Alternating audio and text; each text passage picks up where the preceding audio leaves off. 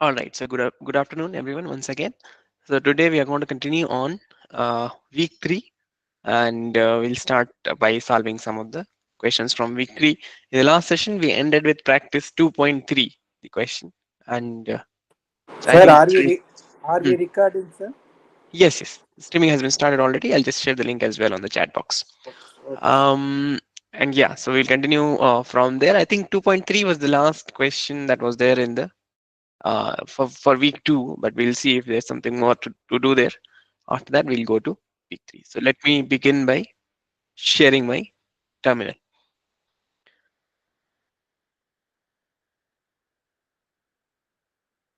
Please let me know if the terminal is visible to all of you.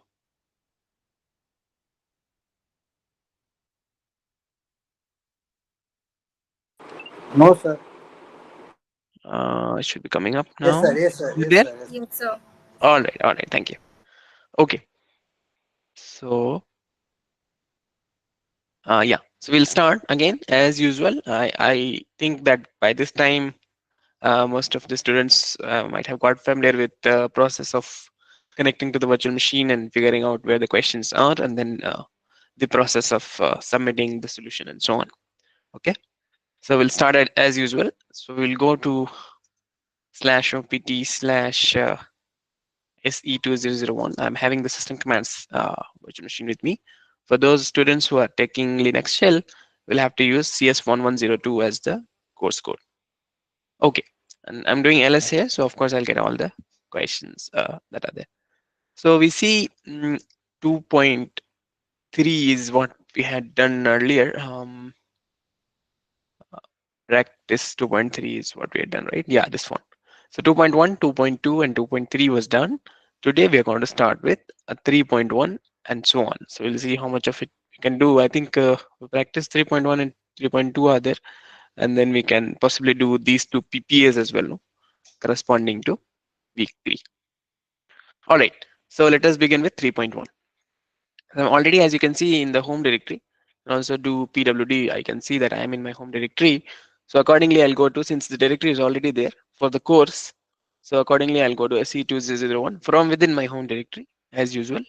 So I'll be inside of that. Now I do pwd, you can see that I am in the SE2001 folder under my home directory. This is not the OPT SE2001. Here we are just, from here we're just taking the question name, rather, yeah, basically the problem name, the directory for the problem, and then we'll create a directory under that name in the in this folder, in the home folder. Okay, so that's what I'm going to do. So I'll just copy the name from here, 3.1, and then since I'm already in SE2001, I'll do mkdir and I'll paste the name here, practice underscore 3.1, press enter.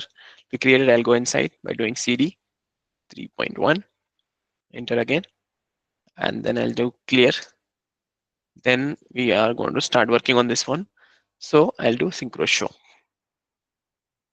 Okay, this seems to be easy, and this is pertaining to redirection and the operators that are used to do that, right? The greater than symbol and so on, right? How to append, how to redirect, how to write files, and how to redirect the standard output, standard error, and so on. Right, all these things we are going to look into in this particular week. So we'll start with the first problem. This is not so difficult. There are multiple ways of doing this question. So we'd like to see how all of you are going to approach this. I'll have, let's say, 5 minutes on this, and then we'll discuss the solution.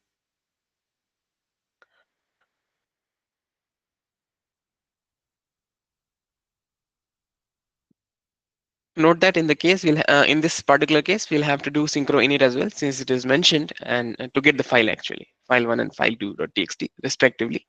Then only you start working on this problem. Okay, so in fact, let me do that. So if you create the directory, you do ls, nothing will be there.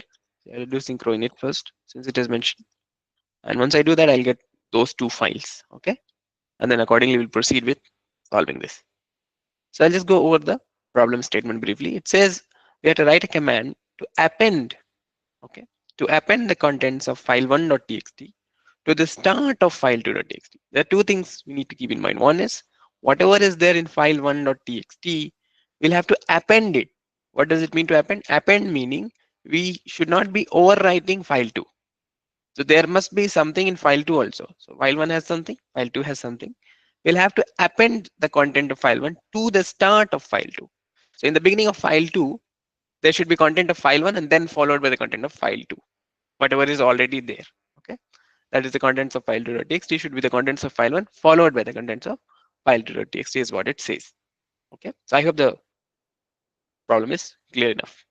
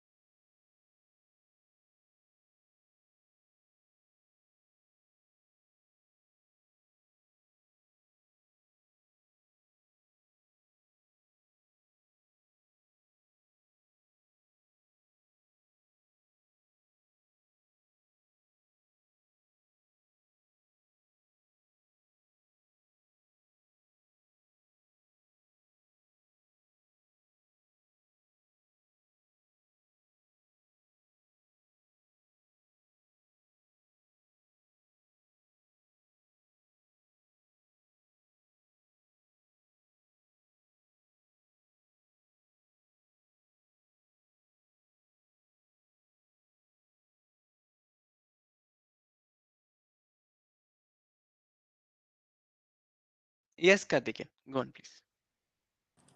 I'm facing some challenge in connecting this SSH. SSH, is it? Okay. Yeah, it's telling this public key permission denied because I logged in Hmm. from another PC, but I closed everything, all the environment.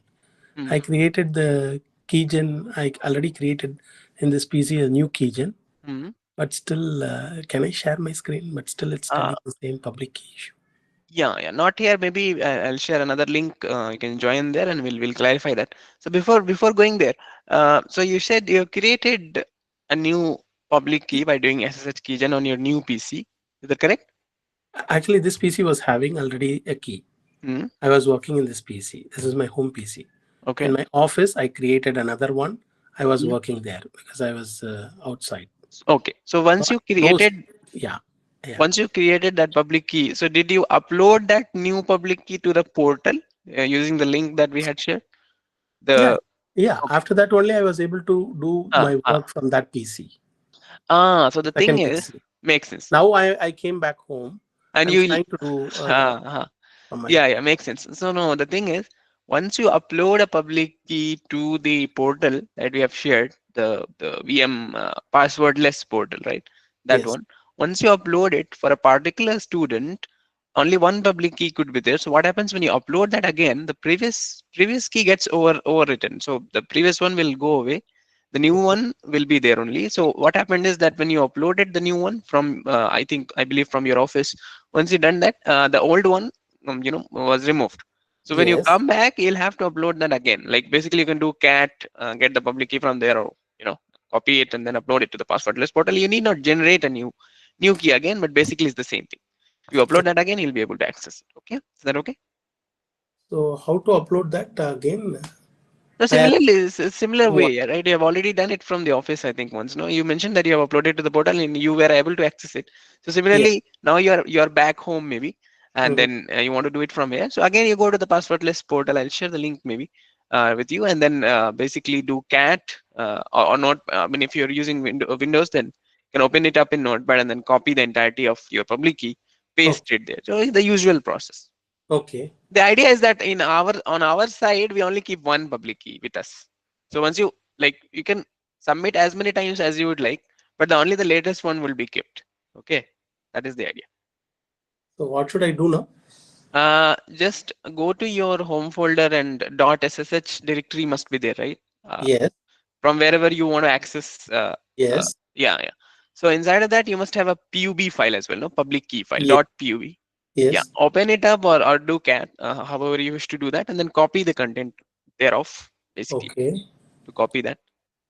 And then you have to paste it in the passwordless portal. I'm not sure if you have the link to it. Let me see if I can share the link. So it is Uh, city. okay, I'll just share the screen. Maybe I'm not copying correctly. I'm just Oh, okay, okay. Yeah, yeah. Let me just share you with you one link wherein we can discuss. So I just want to uh, open up a breakout room. In okay. another room, we can discuss it so that others could keep on working on this. Okay. Okay. So let me just add you to Karthikeyan.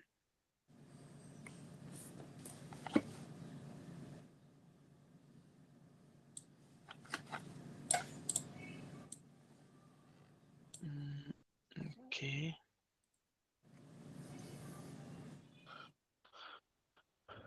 All right. So this is going to be here.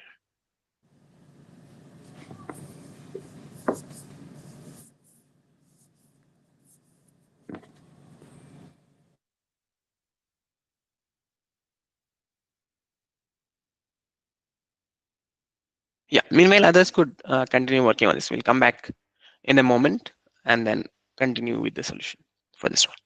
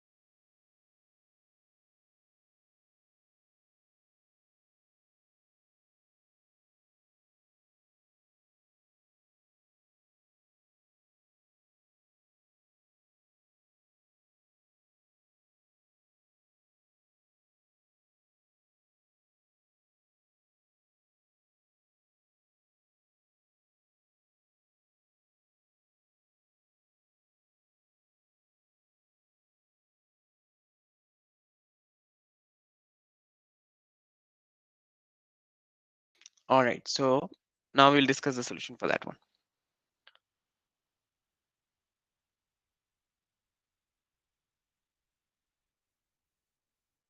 Is the screen visible to everyone?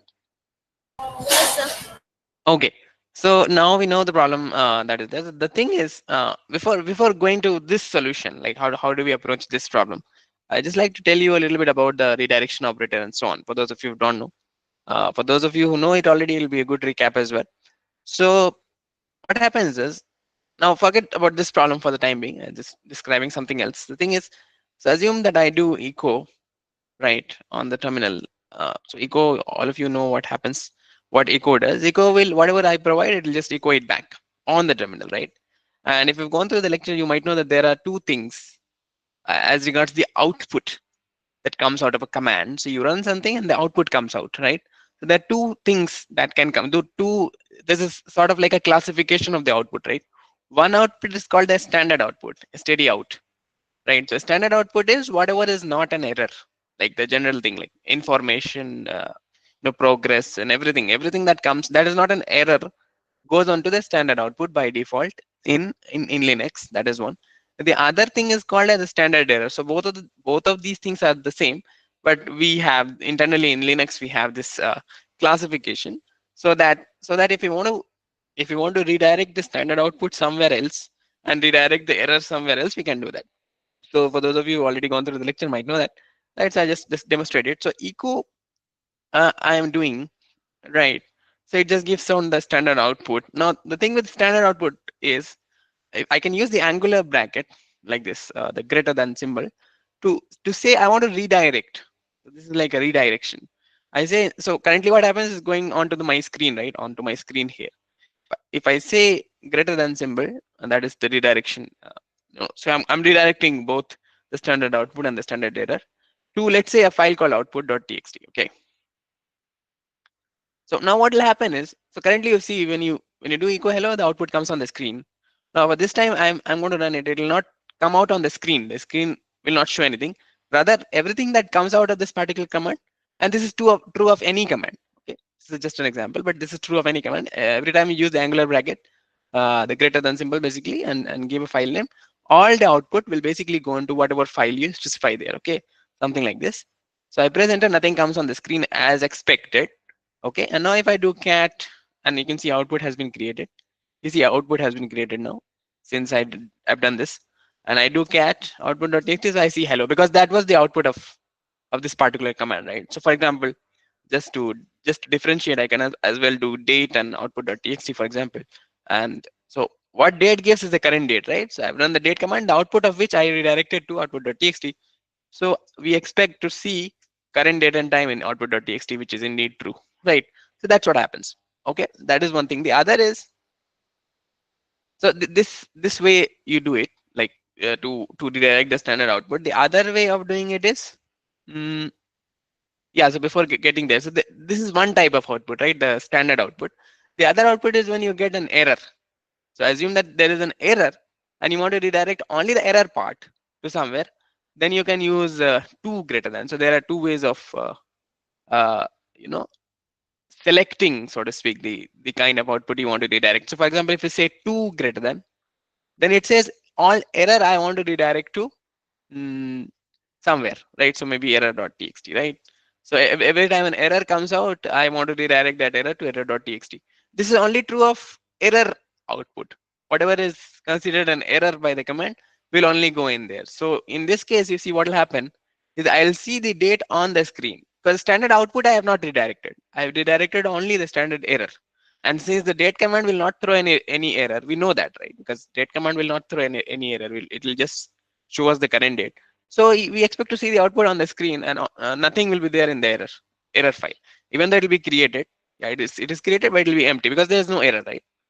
So the command did not throw any error, so nothing is there, and we see output on the screen, right? So Sir, what two or and that greater than is doing? two is saying that I want to redirect error messages, error messages, standard error output of this command to a file called error.txt. If I had done one greater than, or just greater than, it would say I want to redirect the standard output. Okay, so 0 in Linux is the standard input. It is not there. It is not related to output. 1 refers to the standard output, meaning every message that is not an error. Okay, and 2 is standard error. So error messages can be redirected using 2 greater than. If I want to redirect standard output, I can do 1 greater than. If I don't want to specify anything, I think it does for both. No, it does for standard output, I think, only. Okay, and if you want to do for both, then you can do and greater than. To do and greater than, it means I want to redirect the output as well as the error. So nothing will show up. Nothing will show up on the screen. Everything will go onto a different file. Okay, so I just want to demonstrate it. So in this case, let's say I do. So I'll just clear it. Okay. What are all the standard IOs available, like input? output, Input, error. standard, What input. are all the other things available? Three things only, no? In general, that's what we discuss about. So standard input, stdin, and then you have std out, which is standard output, which is the usual output, and the last thing is standard error. You know, so that is only for error messages. So for example, I do ls, and let's say I do for some file, some, some directory. I'm trying to ls some directory which is not there, non-existent. So I'll get an error. This is like an error message, even though we see it on the terminal on the screen. So per se there is no difference between a standard output and error, but internally in Linux there Sir, is a difference. Okay. sir, So sir, hmm, I'm not getting output.txt. I'm getting no such file at directory, sir. uh, Output.txt, you are getting it in the list. I'm not getting, sir. yeah, because this is because I just ran that earlier command. No, just bear with me for a moment. I'll just Okay, explain okay, that. sir. Yeah. Okay. Okay. Fine. So the thing is, so this is like an error message. So there is the difference. If I do date, I'm getting the date. This is not an error. So if it is not an error, it goes to standard output. But if it is an error for any command, if it is an error, it'll show up on the rather it'll go in the standard error.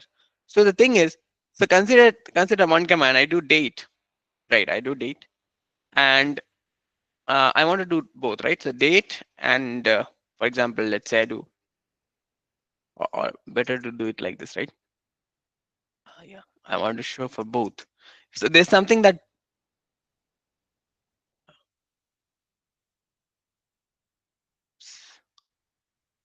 mm, I want to redirect both, right? So I want to show both messages. That is, yeah. So the thing is, I have to end, right? Yeah. So in this case, what happens? I'm doing date and I'm doing ls slash blah as well. So I get two messages, right? Of course, because one is from one command, the other is from another command, or it could both be from the same command. Does not matter. But this is just for illustration. Okay. So one is standard output, which is not an error, and the other is an error. So now you see what this redirection does. If I say now onto the entire thing, so I just clear it so that, yeah.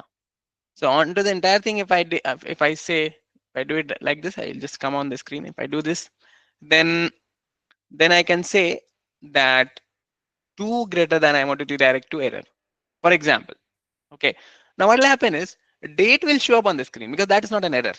The output from the output that comes from date is not an error, so it shows up there. But ls slash blah throws an error because there's no such file there. It shows an error. Since I am saying on the entire thing two greater than, only the error part will go to error. Okay, the standard output will still show up. So the thing is, we'll get the date only. You see, date is coming on the screen. Error goes to error.txt, and you see the exact error which this command was throwing is actually going to error. So this is the a nice thing about this How redirection it of. distinguishes between the standard output and the error? Because these are all texts. Yeah, these are all text. The thing is, when the program, I mean the date command, ls command is essentially a program, sort of like a program, right? So when they print messages, it is not up to like it is not after it is printed that we distinguish. Rather, at the time of printing itself, when the developers are writing those commands, right? And the ls binary itself, when it prints the messages, when it prints an error, it prints it to the standard error stream. You understand what I'm saying? It does not print it onto the standard output. It is as if you have choices when you're going to print something. Where do you want to print it? So the developers, when they are printing error, they print it onto the standard error as a standard practice. See, that's a practice from their side. They do it. They print it on there. So this is a good practice in Linux also. Let's say you are writing scripts, right? So your scripts, you should make sure as a good practice to print out error messages on the standard error. See, that's a nice thing to do. You should do that. You understand? So that's how we differentiate it then. Is that okay? Yes, yes. So, sir, this too will only append the error part, not Hmm. the output Yeah, part. and append, I'll come to appending later. Okay, so yeah, a good point. This is not append, by the way. This is override. So if you use uh, uh, single arrow, or rather the greater than symbol, then it basically overwrites whatever is there. So for example, yeah, okay. In this case, you see what happened. Only the standard output was getting redirected to error. So date goes there. right? But the error shows up here. If I want to redirect both the standard output and the error, I have to use and greater than. So even the output and the error will go there. So now nothing comes on the screen because everything is redirected now. And I cat on the error, you see both things here, right? That is one. The other thing is regarding append. So before we get there, one thing. So assume that I have a file here. I'm going to echo it. Let's say echo, right? I'm echoing for test.txt, for example, in this case, and I cat test.txt. So you see hello is there, right?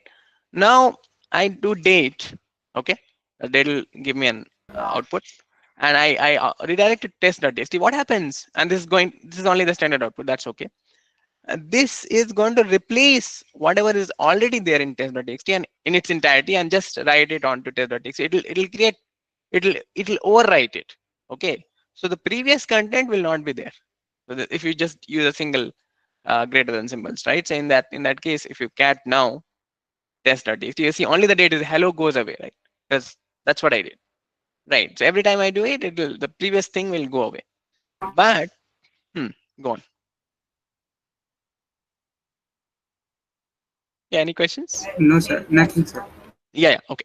So now what happens if I want to do something else? Let's say I do echo hello again, right? And I want to print the output appended. Right? I don't want to overwrite the existing content. Let's say I have something already and I don't want to replace it. Rather, I want to just add to it. Okay. So in this case, I'll use double greater than. So it says append. So if you use single greater than, it means you just redirect it and it'll overwrite the existing file. But if you do double greater than, it'll append to the existing file that is already there. Okay. Now I do test.txt, and if I do cat now, you see this is what happens. So existing thing, whatever existing content was there is already there. And since I've done double greater than, it appends to that. Appending means you add after that. So I can keep on doing this multiple times. The nice thing about it is that you keep doing it multiple times and then you cat it, it'll keep on adding because every time I'm appending to the existing content, right? That's how it works. So this is the difference. And similarly, the idea of redirecting only the error and only the standard output remains. So if you want to redirect only the error, right? In append mode, then you do two greater than. So for example, the earlier command we were using, right? Yeah, this one. So if I do this way, then I get the date, of course, because date is not throwing an error. ls black gives an error, so that goes to error.txt because of two greater than. So if I do cat error, I'll get only one error. That's okay. And if I keep doing it multiple times, the thing will remain the same because every time it is just replacing. But if I come back and make it double, you do it two times, right? Like this, two greater than greater than. In that case, similarly, the date still comes up on the screen because I have not redirected the standard output, only the error, right? And the thing is, you get two of them, right? Similarly, so append works for the error as well. You see, every time you run it, it'll keep on adding like that because it is appending to the existing content. And similarly, you can do it for the standard output also. So let's say I want to show the error on the screen, but output I want to redirect to output. For example, I want to show the error on the screen. So error comes up from ls blah, right? From ls blah, error comes up on the screen, but date is not coming up because date I have not redirected to output. So if you don't give one, it is assumed to be one. Okay, so you can just do it without the one also. This means a standard output. Okay, so if you do one greater than, or you don't do, if you don't give anything, that's the same thing. Okay, for standard output. If I want to do it for both, then I have to do and. But before that, I'll just cat output to see.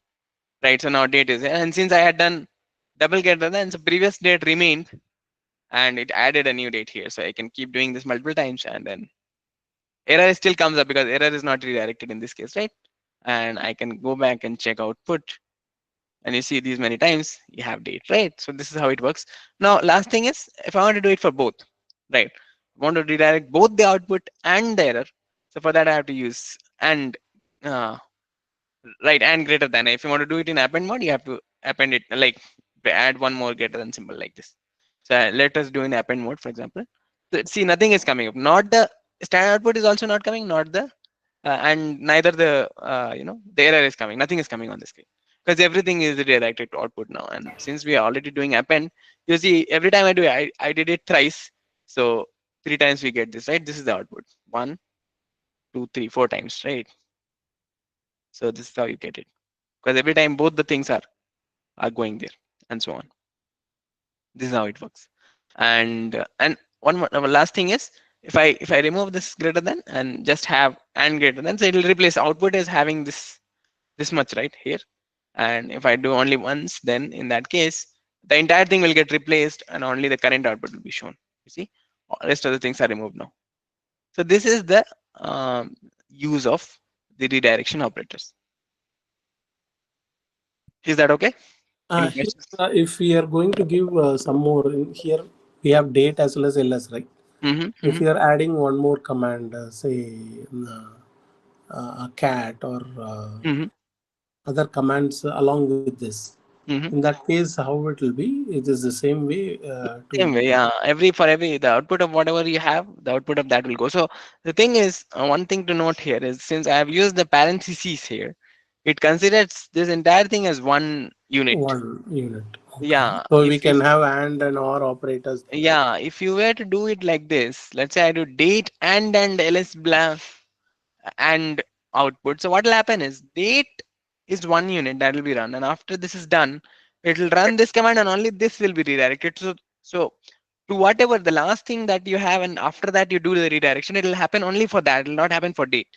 You understand what I'm saying now? So therefore, it is important to use the parentheses. Otherwise, it will only take it for ls blah. So for example, you currently see date is coming up, right? In this case, now I'm doing date and ls blah and greater than output.txt. So you see date on the screen now. You see, even though I'm doing and, so you should redirect both, right? If it had been taking both, it should have redirected both, but output is still shown on the screen. It is because it is only associating this redirection with this last command. That is, you understand what I'm saying? Right. So therefore, only for the ls below you see the error coming up on the output. So therefore, if you want to do it as one unit, you'll have to use the brackets. Otherwise, it will just associate it with the last command that you have. And similarly for this one also, for the semicolon. So you have a semicolon, then it'll do date and same thing, right? Date is done, so the redirection is not happening here. And I have ls blah, which is going to output. One more thing, however, is that let's say I want to rewrite the output of ls blah to output 2.txt, for example, and I can also do this. So for date, I want to redirect to something else. For date, I want to rewrite the whole output to, let's say, date.txt, or maybe here date, not txt, let's say output.txt, right? So for example, I can do this. This is permissible. Okay. So I have date and the output of which I want to redirect to output.txt, and I'm also doing ls blah, the output of which I want to redirect to output2.txt. So this is also fine, but both of the things are going to different places. This Okay. append is always after it will go at the bottom of the first statement.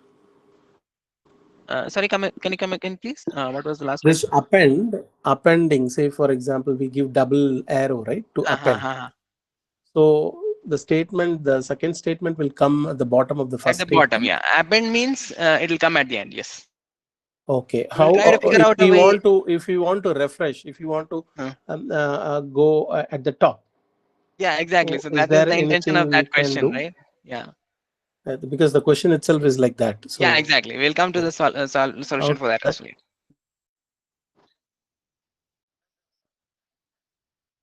Okay. Just give me one word, please.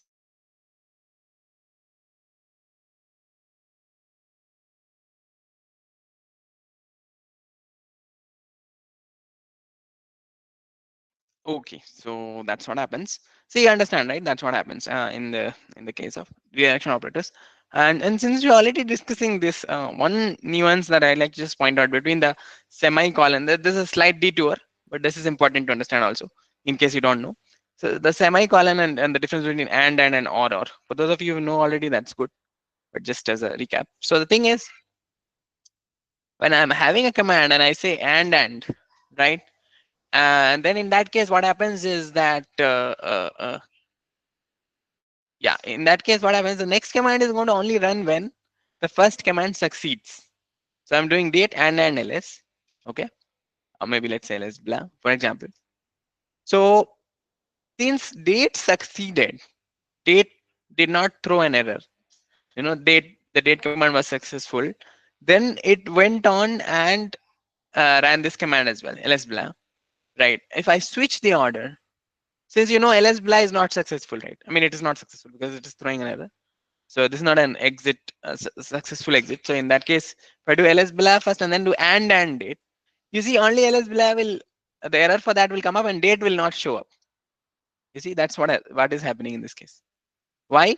Because since this first command failed, it did not go on to check the next one because I said and, right? That's the nature of and. If only all the things are okay, then you move on. And this is like a sequential, it happens in a sequential manner. So it'll go to first command, and if it succeeds only, then it will move on to the next one and so on. And again, the rules for parentheses and so on will still apply.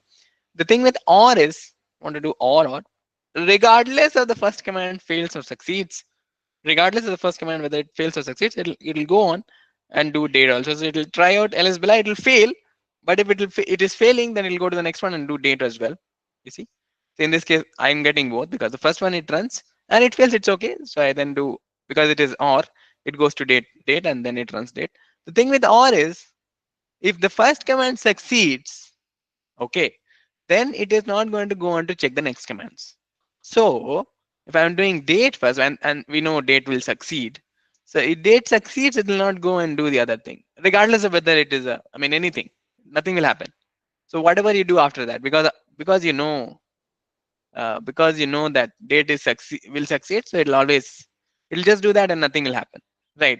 But if it fails, the first thing fails, then only you got to check the next one. So I do ls blah to make it fail. Now the first one will fail, the second one will succeed, right? So as soon as the second one succeeds, it will not go and do the third one. You see, that's what happens. So ls, this output that you see is from ls. Okay, and since ls succeeded, it is not going to echo hello. So I want to make the second one fail also, I can do this. This is an easy way of making the command fail. Okay, now you see I'm getting error two times and it goes on to check the third one as well. And the standard rules for parentheses still applies. So you can combine ampersand and pipe to make and or, all such combinations. Okay, so this is the idea. So in the or, if one of them succeeds, the others will not be checked in sequence, starting from the first one to the last one. If any of them succeeds, the rest of them will not be checked. In and, if one of them fails, none of the others will be executed. That is the idea. In semicolon, however, so there are three things, right? So or, and semicolons in this one. In semicolon, what happens is, regardless of whether it is failing or succeeding or anything, it is going to do that regardless. So if I do ls blah, right, and the order does not matter in this case. So if I do ls blah and then do date, it'll still work. So ls comes up first. It throws an error. It's okay. I mean, it goes on to do date as well. So it works, and I can switch it. I can say date and then ls blah. That also works. Does not matter. Regardless of the outcome, it is going to run both commands. Of course, since I'm doing ls blah later, so the output from ls is coming after that of date. Okay, and that is okay. The output, the order of the output will differ, but as such, it does not depend on whether the result is success or failure. Whether it fails or succeeds, you have to have, you will be running both commands. So these are the three ways you can run multiple commands. If you want to do, if you want to make dependencies, let's say I have something to do in sequence, right? So I do mkdir, then assume that there's some directory of which I'm not sure whether I can create the directory or not, right? Let's say I do. Then if only this is succeeded, then I can go on and let's say do touch onto that directory, right? So I can do something like this, and so on, right? This is how you do that. So this says I'm going to create a directory called ABC, and only if it is created, then only I'm going to touch a new file called example.txt under that. So if this one fails, let's say I do mkdir slash ABC, right? So slash ABC, the first one will fail. Now it will not try to move on and do touch on that. It is failing because I don't have the permission to create the directory under root, right? So that's what happens. But if I do ABC directly, uh, then it'll work because in the current directory it works, and only if it succeeds, it'll go on and do the next one and so on. So if you want to create a dependency sort of a structure, then you can use ampersand. If you want to do it like if you want to do optionally, like for example, you want to do the first one, only if first one fails, then only you want to try the next one and so on, then you can use the double pipe, which is for or. And if you want to run those commands regardless of the outcome, then you can use semicolon. These are the three things. Okay. With this background, I think we can move on and quickly solve this one. So the thing with the append command is, let me just remove this stuff from here for now. Just doing init again. Okay, nothing is there. I'll do synchro init. Start afresh. Okay, so the thing with append is, as someone rightly asked, that when you do append, it goes on to the bottom, and in the question, it asks us to add it on the top. So there are several ways of doing it.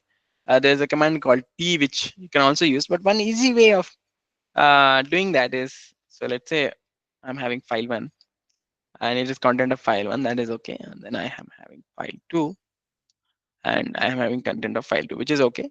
And it says in file two, there should be content of file one followed by content of file two. That's what it says, right? Yeah. We have to append the content of file one to the start of file two. Right. So what you can do in this case is that, um, yeah, you can move it to some other file first and then redirect it from there. Because what happens is, if you are reading something, then you cannot write to itself. That is the thing directly. So in this case, what we can do is we can move it to file 2, or we can move the content of file 2 to file 1 and then rename it. That's also one thing, which is possible, right? Or we can have a third file which we can then rename and so on. So there are several approaches, but appending directly won't work, because append, as you know, it is going to append at the end. So for example, I can quickly do this. So cat, I'm doing cat contents of file 1, and then I do this one.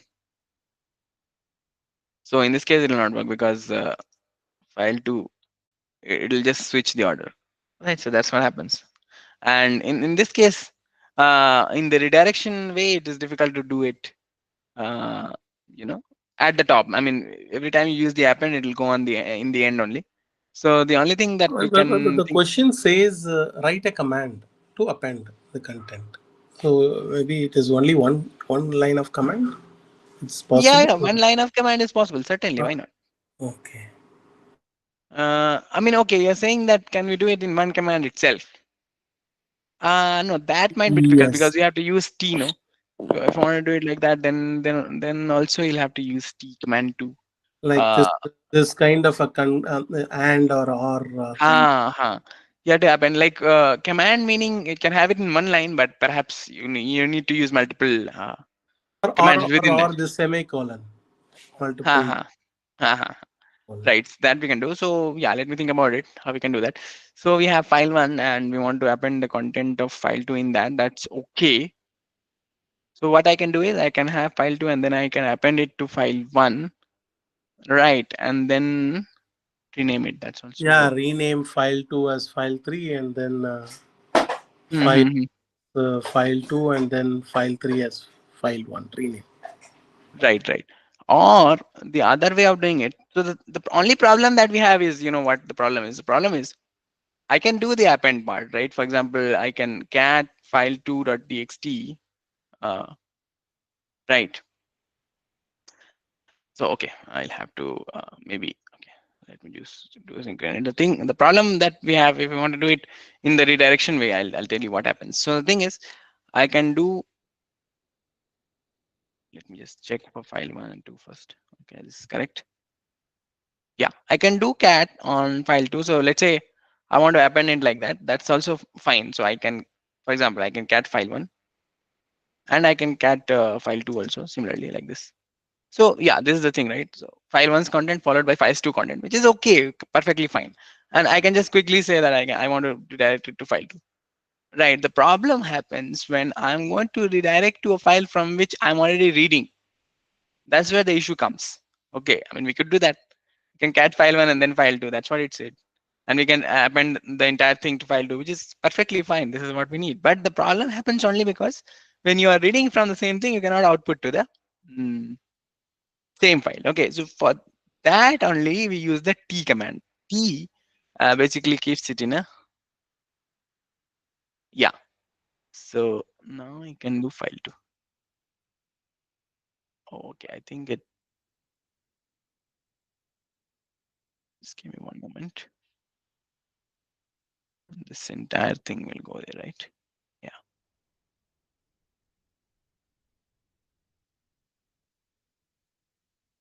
Okay, did I replace it again? Synchro init.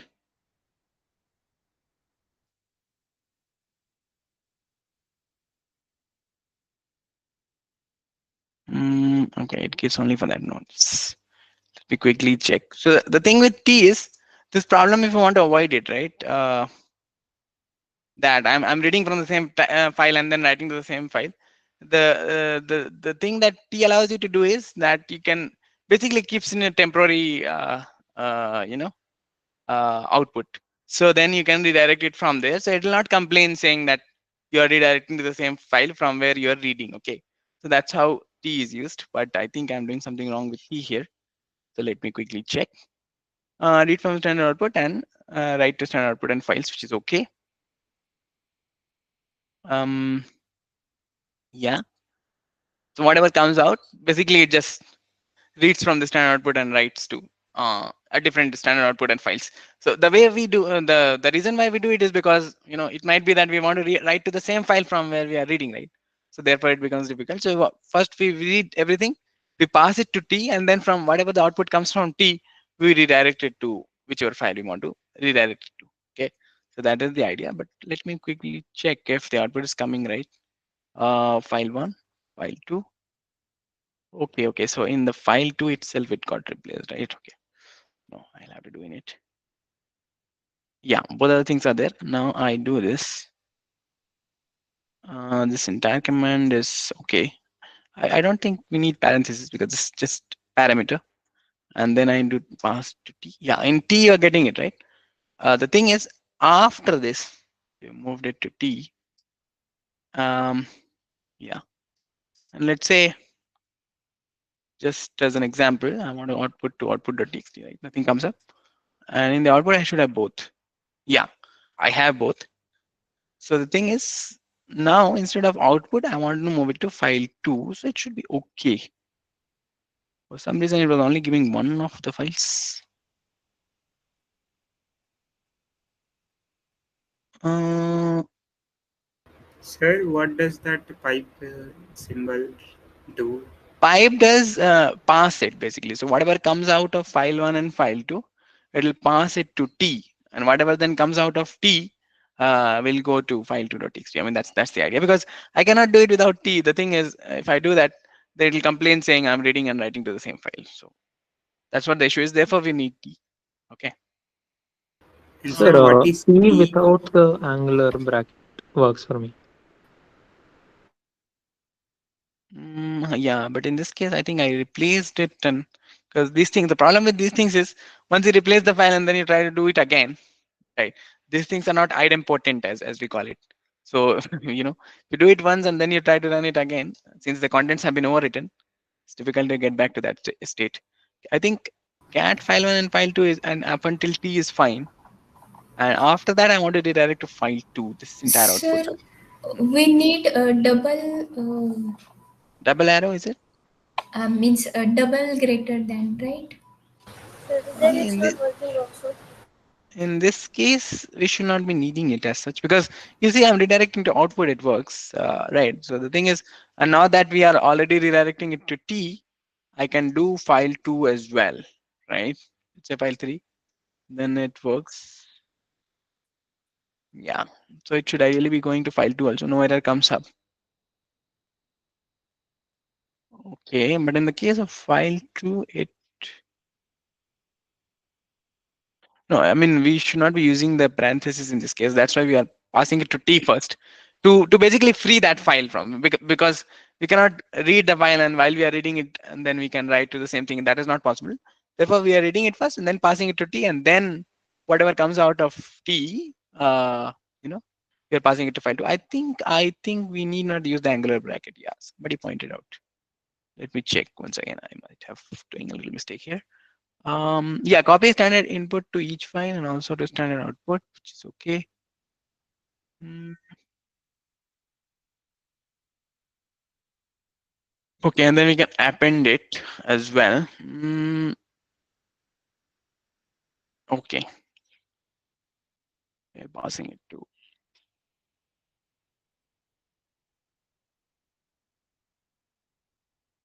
and write to standard output. Yeah, this should be okay. Okay, let me just do it again.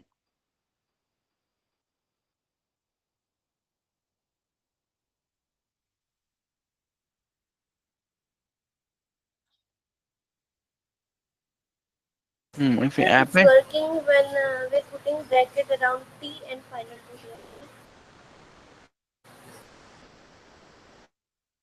sorry, what was that again? Before T, Uh-huh. parenthesis, and after file2 dot txt. Uh, Not here, sir. In the second, after all. Here, Yes, sir. like this. No, sir, no, sir. The other way. We are putting T Hmm. file2 dot txt in parenthesis. Then it's working. Oh, like this you're saying, is it? Okay. Yes, sir. And that redirection sign. Okay, okay. Yeah, let me check. I have to go back to the initial state, right? Okay. Let me just quickly check if both of the files are correct. File one, file two, because it replaces, right? Yeah. Okay. This is the problem if you use the same files to work with. We have to init again to go back to the initial state. Okay, fine. So this is okay now. We'll try this one. Okay, you're saying I'm going to cat it and then you're piping it to file two directly, right? Redirection sign. Okay. With like this, is it? No, sir. No. After D. As And we are again, putting earlier. No, no, no. T, then greater uh, sign, then file2 dot txt. oh, okay, okay. Like this, is it? Okay, makes sense. But it's the same thing, right? Which I had already written. I think it's the same thing. Let me check. Okay, file two.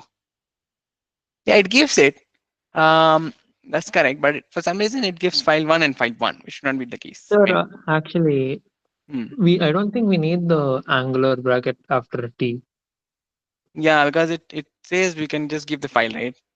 Hmm. Yes, sir. And the parenthesis also, I don't think it's necessary. Yes, exactly. That is okay. We are piping it to T and then we are. No, the thing is, okay. It writes to both, right? Okay, fine. That is also okay. Should we? Yeah, this should be okay. Um, in this case, I'm getting only file one.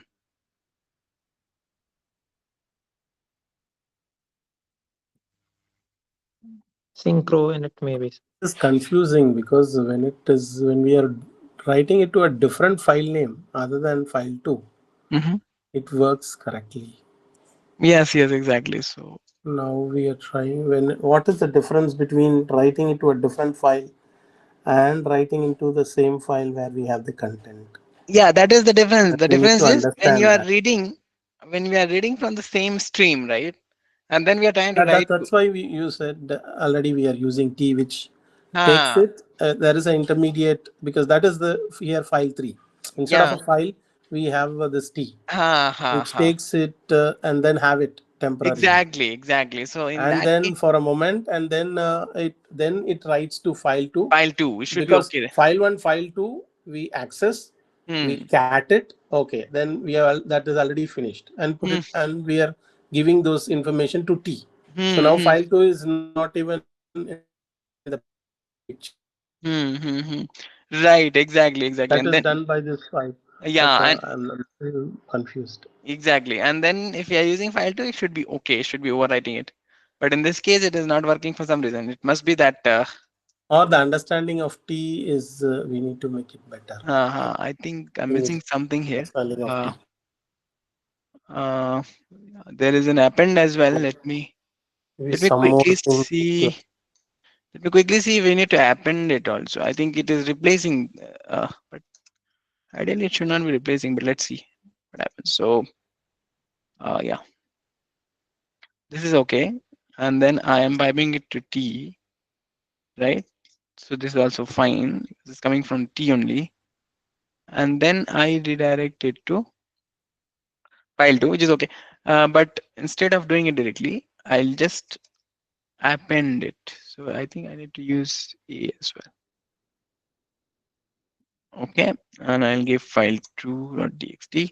So it'll print on the screen also, which is fine, but it also prints onto the file. So this should be fine. Yeah, okay.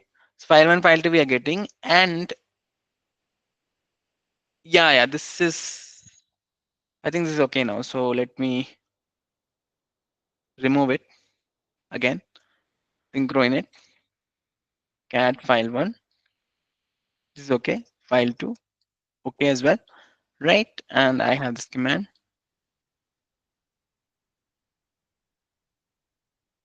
We are appending it. Okay, so that is the issue. In this case, if I'm appending to file 2, what is happening is contents of file 2, which is already there, remains, and then it outputs it correctly. You see? So after that, yeah, I'm printing onto the screen and it is appending to file 2. So if I cat file 2 now, you see it is correct only because since I have appended, file 2 is okay because it was already there. After that, it appended correctly, file 1 and file 2, which is perfectly fine. But if I am saying without append, I just want to put it to file 2, then for some reason it is not taking it, but before that I'll have to reset it again. So synchro in it again, cat file 1, cat file 2, which is okay. Yeah, this time I'm not going to append because with append it works.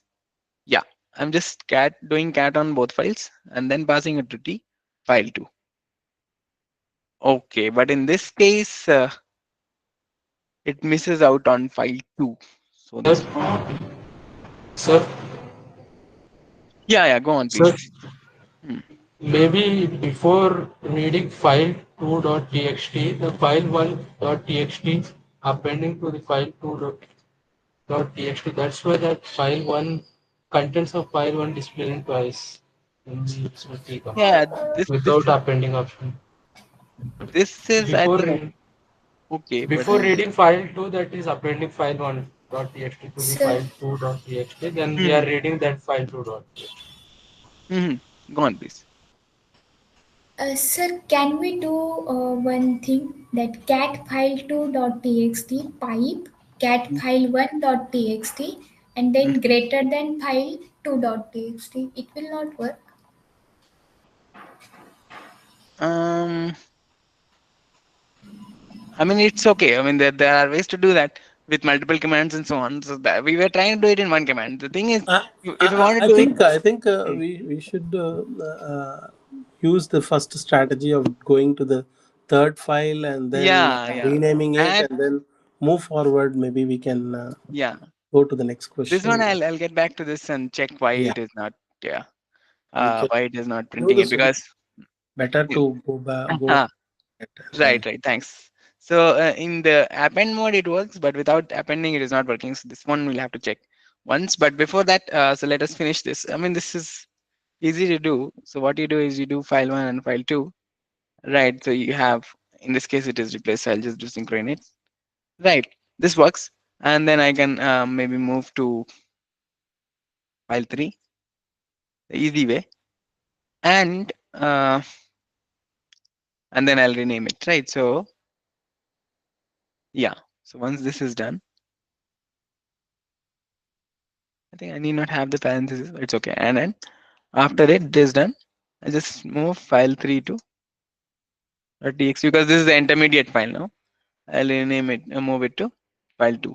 Basically rename it. That is. This will work because I'm reading it and then I'm redirecting to file 3. It's completely different. Once that is done, I'm going to move file 3 to file 2.txt. Okay. This is what happens. And you see, now we have the exact same thing. So this will remain as it is. File 2 will have that. So yeah, 1, 2, and 1 and 2.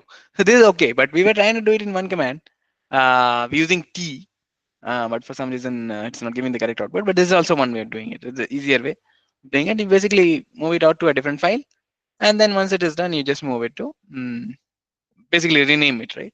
So I'm putting it to an intermediate file, file 3, and then renaming file 3 to file 2 because that's what it asked us to do, right? So then after that, I can do synchro eval. If I want to this entire command, if I want to move it to another file, just Script. for future reference. So Mhm. what we need to do is one more parenthesis, close, open and close parenthesis for the entire thing, and Mhm. then greater than and that file name. Is it? No, That it will not move the command. It will move the output of the entire thing to something that somewhere. will. Yeah, you I can just want to copy. write this copy. entire command to Hmm. touch to another file means how? Yeah, yeah, you can just copy it. No, you can just Oh, copy. copy and paste only. Yeah, copy and put it somewhere. You can Put it. put it. Okay. Yeah. Okay.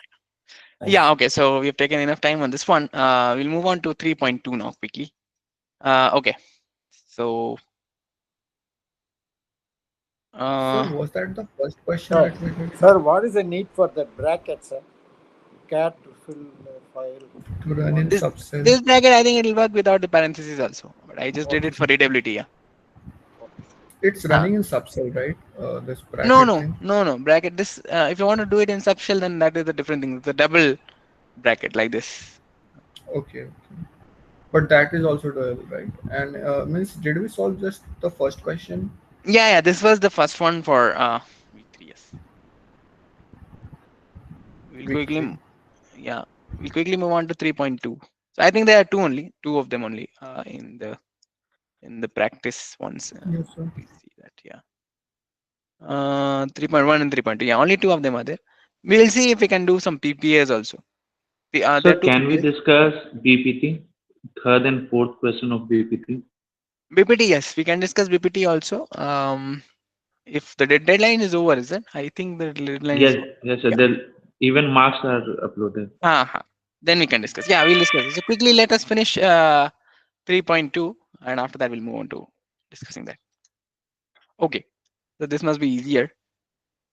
That is also easier with T. It should be okay, but uh, there's something I'm missing.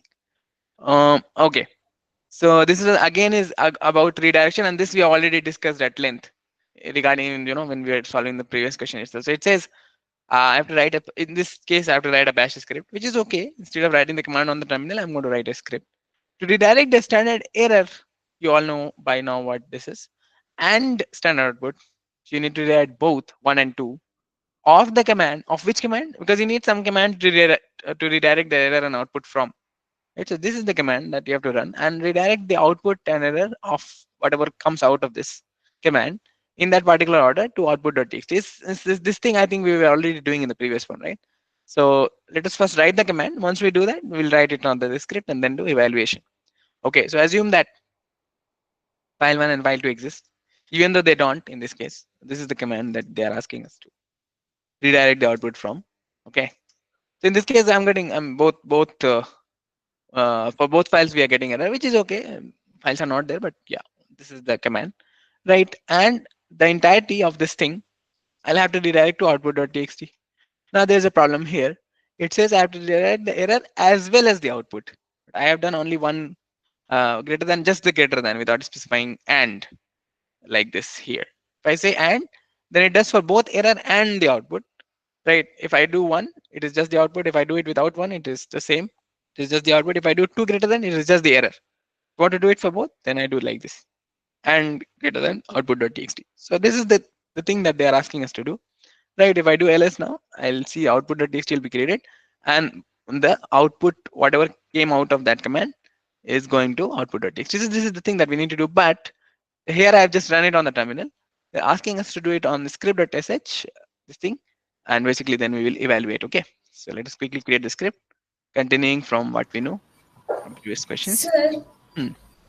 we can do with 2 greater than and 1. That also Two works, right? greater than and one is also fine. Yeah, that also works. Yeah. Nanoscript.sh, and then I'll have a comment slash bin. Sorry, exclamation is there, right? Slash bin slash bash. So what was that? File 1.txt. I hope I remember the command. File 2.txt. The output of which, uh, not just the standard output, both outputs. And Yeah, to output.txt. This is the thing that they're asking us to do. We have written the script. Everything is correct. Control O. Enter. It's saved. I'll come back and do chmod. Sorry, u plus x script.sh. That's my cell. We have this. Just remove the output. Yeah. So we have this, and now I'm going to do eval. It should be okay. Yeah, done. So yeah, we are done with this 3.1 and 3.2, both of them. So this is What is okay. that you write on the first line of the script.sh? Bin. Bin bash. This one. This one I forgot.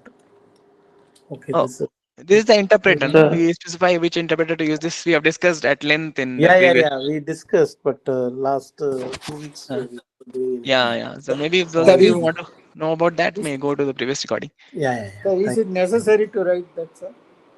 Yeah, all of that we discussed in the Yeah, previous. yeah. We discussed this. Yeah, Why we are writing this? Yeah. yeah, exactly. So you can go back and check that. Okay, so I just like to take uh, this time to discuss the BPT as requested by someone. So just give me one moment, please. Okay, I'll just check the portal once. Hmm,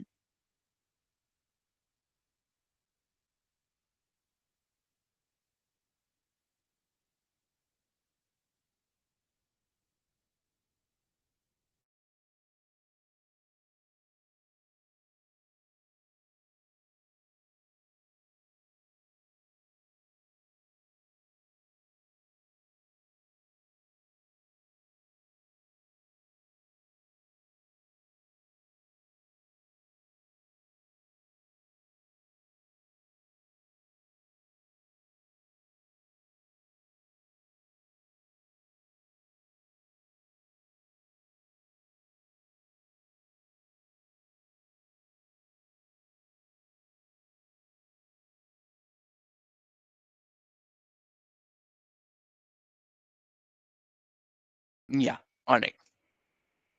So let us go back and what all questions are there? Yeah, which one would you like me to discuss? 3 and 4, sir. 3 and 4. Okay, okay. So let's start with that. Um, BPT1 problem 3. Two, I think I had already created a directory for that. Okay. So what all it says is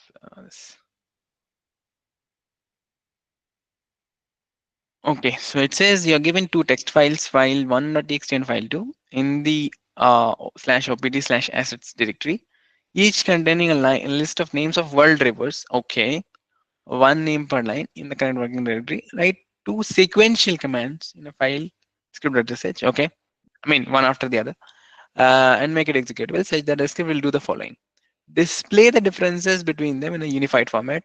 So okay, so for this one we'll have to use a command. Do any one of you know which command is that? The difference? Can anyone point Diff. out? Def, yes, diff, diff. Diff. Yeah, Diff not def, first. diff, yes. Yeah, diff, and then you have to print the names that are common to both. So the thing is, this idea of unified format and printing only what is common and so on. This is basically understanding what arguments are available in the diff command. Yeah, basically diff is mentioned here. Okay, I did not see that earlier. So you'll have to check which flags are there, options are there, and accordingly use that as it says in the hint. So basically, it's just one command that'll allow us to do these things. Yeah, there is one argument for this unified format that specific Hmm. Yeah, and secondly, thing we need to. we can print the names also which are common. So basically, we have the flags for that, and we can use the man page or help flag to understand what each flag does. So this is an exercise of understanding the diff command only. Diff command compares two files, differences. Okay, so basically it says right already that compare two files, display the differences between them in a unified format. Um, yeah, and then the common this another command can be used for to do the second thing basically. Yeah. Okay, so for the unified format, you have to use the flag for diff. For common, the next part, you'll have to use the command common. So, and this we'll have to do sequentially. Sequentially meaning once, you do the first one, the second one, and so on. Okay. All right. So before going to script as usual and writing the command, we'll try to do it on the terminal and see the output. Once it is okay, we feel that it is okay, then we'll put it on the script and then evaluate. Okay. All right. So let's start with the first one, diff. So what happens if I do diff directly? PT assets, file one is it? Yeah, file one, and I also have file two. So I just copy this. Okay, yeah, this shows the difference, but there's a format thing for it, no? Yeah, U is the argument for that. It says right. unified. Output a normal diff is default, brief. Okay. What else? We have side by side as well. Hmm. It says suppress common lines. That also we can do. But this is to suppress common lines. We have to print it, right? So for that, we'll have to use different command. What else is there? Yeah, these are all It is parameters to hyphen u, hmm, hyphen u. hyphen u we have to use. Yeah, that's correct. I'm just seeing the other parameters just so that in case they come in handy. Okay, that's all. Fine. All right. So we use diff hyphen u. You already have it right. So hyphen u. Yeah, this is the unified format. So what happens is both files are combined in such a way that you are checking it from the perspective of file 2 actually. The last order actually matters here. Okay, the plus minus, if you want to make sense of that, you have to understand the order also. So file 1 and file 2. What happens is in file 1 and file 2 both have Amazon and so on, Congo and so on. But Danube, hopefully I'm pronouncing it correctly. This one is added, so therefore you see plus. Where it is added in file 2. Okay, so it means it was not there in file 1, but it got added in file 2 only. At this line number 4. Line number 5 is this is a unified format. So if you consider both the files, this is what happens. In file 2, you have added this in, in Ganges, you have added in file 2 and so on. Indus is also there. Lena is common. Minus Mackenzie, it basically says in file 2, in file 1, Mackenzie was there. File 2, it is not there. So it got removed from this very line in file 2. So 1, 2, 3, 4, 5, 6, 7, eighth line, right? So let us quickly go and check uh, file 2 also, just to correlate it. So for example, Mackenzie should not be there. Yeah, you see, Mackenzie is not there in file 2, right? So that's how you interpret this output. Okay. Uh, Basically, so in the next file, what happens? So the thing is, order matters because if I were to do file 2.txt in the unified format and then file 1, it'll tell us from the perspective of file 1 now. Okay. So it says Mackenzie got added in file 1. I mean, comparing from file. So this is like the old version. The first one is the previous version, the next one is the new version. So it says what happened in the new version. Okay. Since I have said file 1 after file 2, so it says Mackenzie got added because I've changed the order now.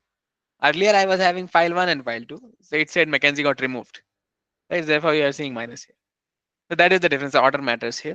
And therefore it says in that order. So whatever we receive in the standard output is on the later file or The last argument. the last one. That's how Ah, we have to interpret.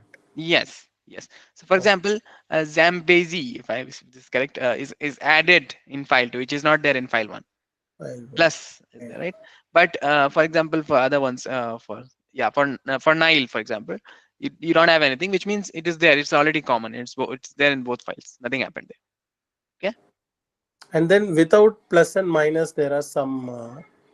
So it is available in both. Is it like that? Yeah, exactly. That's what I mentioned. So Oh, if you don't have anything, then it means it is common. common. Okay. Okay. All right. So then that is the first part of it. Do we need to output it to somewhere? No, we don't need to output to somewhere, right? We just do it in the unified format and that's it, right? Okay, fine. Can we understand here for the very purpose of this command when we will be using it? General and normal situation Normal situation. when we will Oh, be okay. The various use cases are possible. One very, very common use case is that of source code programming, GitHub, Git, all that works on similar principles, right? So what happens is, let's say I have a code base, multiple developers are working on that. People are writing code for it. Now, if changes happen, I'm not supposed to review the entire file again because some places you add new methods, new, okay. you are Okay. programming it, right? So I want to see only the difference. So only the What is difference. So they yeah, go to the plus and minus and then see. yeah. Then see what happens there and so on. So Git has a very nice visual of how the changes have happened, and they allow us to compare side by side. If you worked with GitHub before, or Okay. Git before, you will see that. So the source Mhm. code and programming a very common use case, but other places also you might see how diff is useful for you. Okay. Thank you. So Okay, plus is so basically their addition, right? And addition, minus is like removing. remove, yeah, add and delete. That is. Okay, similar to get how we Similar say to Git, yeah, yeah, get. exactly, Oh, exactly. So for the removals, you'll have a red, sort of like a reddish color line, right? And for additions, you have a green line. It says added. Highlights are there, right? So that is similar to that. Okay. Um. Okay. So that was the first part. The other part is with com. So com, I don't know what the syntax is. So I'll have to do help. Okay, it says options file one, file two. Okay, you have to compare sorted files, file one, file two, line by line. Uh, okay. I have to print only the common river names, right? That is, I mean, for whichever of them are not having the plus or minus, right? So this also for those of you who used grep, might also use this very output to figure out the common ones. I can just say whichever lines do not start with a plus or minus, just give me that using grep. So I need not use common in that case. Can do that also. But for the time being, let's check with common how it works. So it just says I have options in file one, file two. Let's say that I want to check for the default output what happens. So instead of diff, I'm going to do com. Okay. Yeah. So it says file one and file two, right? So this one, what happens is in file two, these are the things that are there. These are the things that are added in file two. These are plus. Or is it common? No, I think it is common, right? Okay, plus is this. So this one is plus. I have to go back and check the diff once again. Yeah, yeah, this one is plus. So the middle column, the three columns that are there. In the middle column, it says these are the file contents of in file two what is added. This is added in file two. Okay, this was this is added, or I mean it was already there in file one. This got added in file two. So basically, you can say that this is the content of file one only, exclusive to file one. The first Okay, that's column file one, second column is it's file file two, two, and the third column is common to both. That common. is, yeah. So what I can do now that I know that, I can just suppress columns. It says, yeah, suppress column three. So if I say minus three, it will suppress column three, but I need to suppress column one and two because I am only interested in the third column. So what I'll do, I'll say com hyphen one two. I can just take it common. I mean, can do it. Hyphen one. Yeah, in one go. So hyphen one two. So it suppresses column one two, and two. So we are not interested in that. Three by default gives us the common reverse. Okay. So this is what happens. Now these are the two things we need to write. Since we already understand it, let us quickly go ahead and write the script. I'll just copy it, no, because command is long enough. Okay. All right. Script. I think the name of the script is script, right? Can somebody check on synchro show and verify if it is script.sh or nothing else?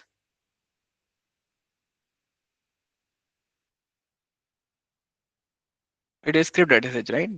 The name for the script? script.sh on this one. Yeah, yeah. Thanks for that. All right. So this is the second part of it, actually. The first part of it was this. I'll just change it from here itself. U, and this is going to be diff. Com is for common, right? Finding the common thing. Yeah, diff is for the difference and com is for common. So One to what it does? it suppresses column one and two because in common you get three things. One is what is there in file one. Second is what is there in only file two. The third is which are common in both. So I, by saying minus one two, I am suppressing columns one and two because I'm not interested in that. I only want to see the third column, and third column Sir, has. Sir, Hmm. it will not come minus 1, minus 2, like that. Yeah, that will also work. I've just taken it common, but this also works. Same thing. Hmm. Okay.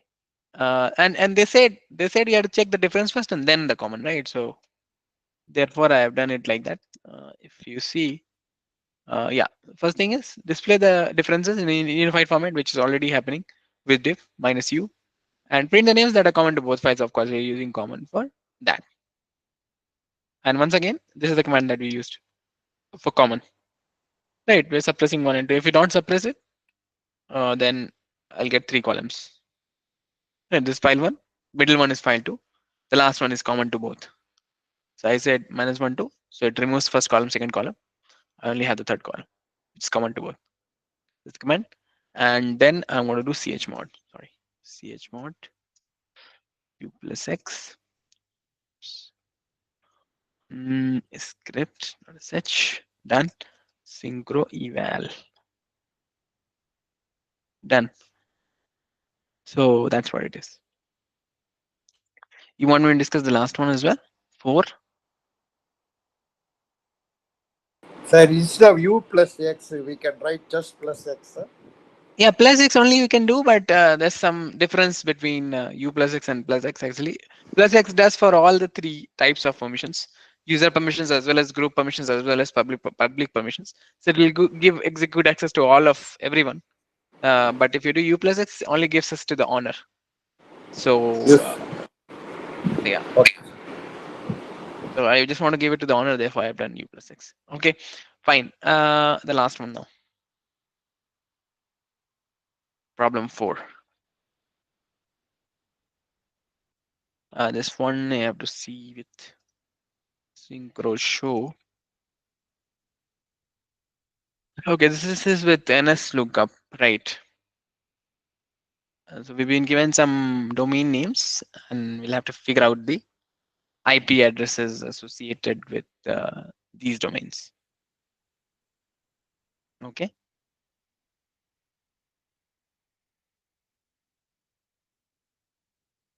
Rather not the IP address. I think we'll have to.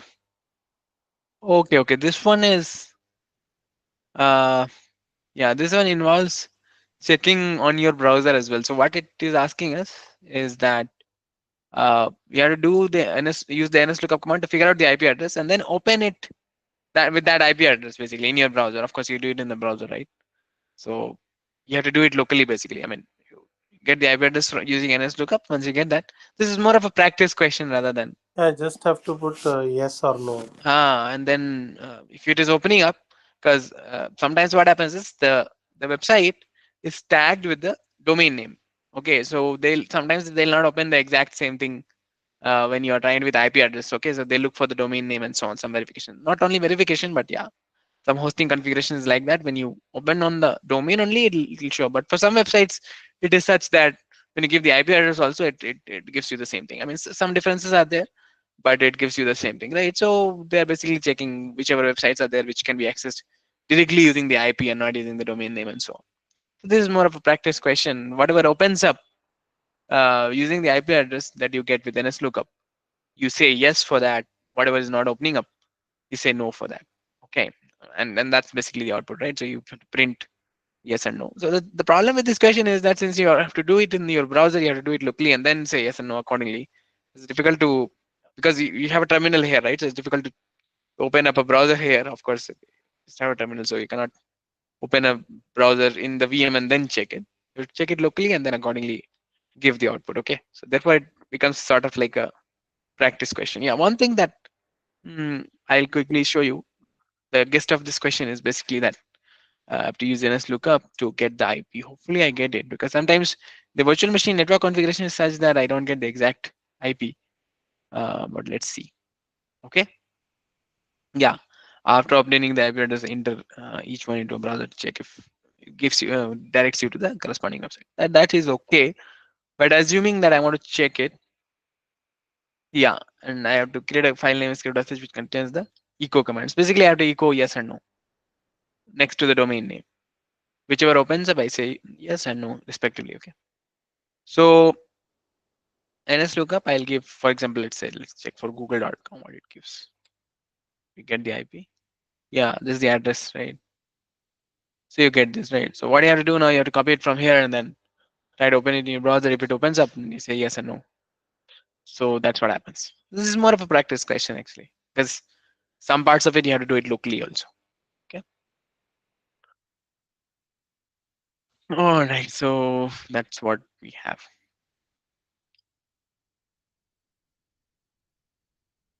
Okay, then I think,